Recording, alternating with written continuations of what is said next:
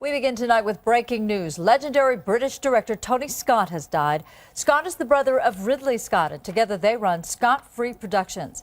The LA County Coroner's Office confirmed that Scott died after jumping from the Vincent Thomas Bridge this afternoon.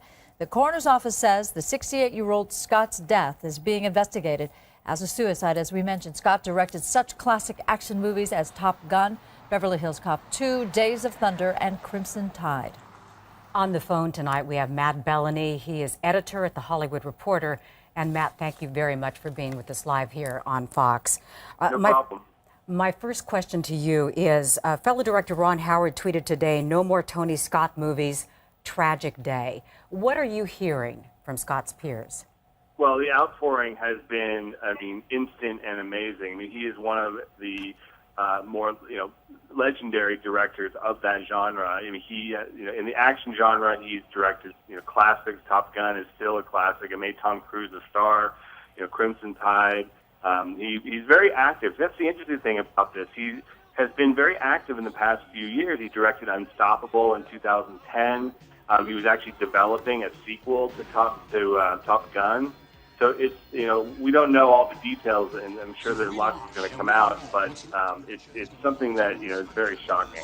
What film do you think, Matt, was less appreciated than it should be from Tony Scott? It's interesting. I think, for my personal, I think his remake of Taking of Pelham 1, 2, 3, which he did in 2009, was actually very underappreciated. It was pretty good. But, I think that in terms of Hollywood, he has always been a very commercial director. He brings an audience to the theater.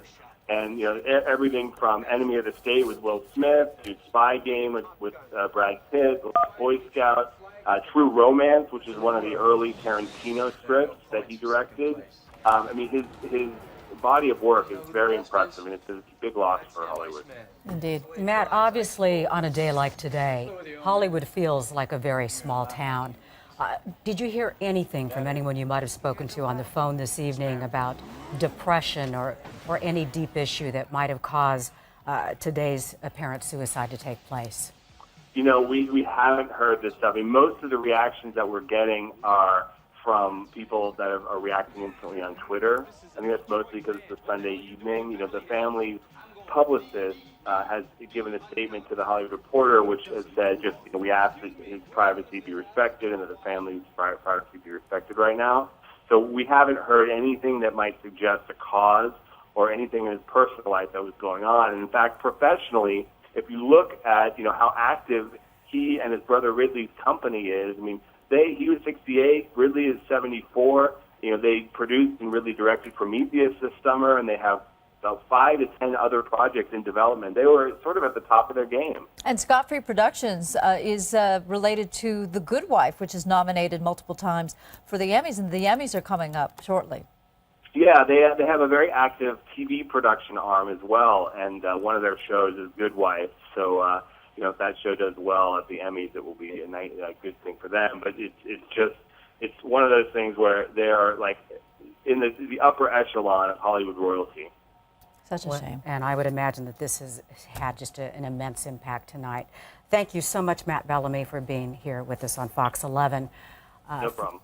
For more on the death and career of Tony Scott, we've got lots of information and content on our website at foxla.com.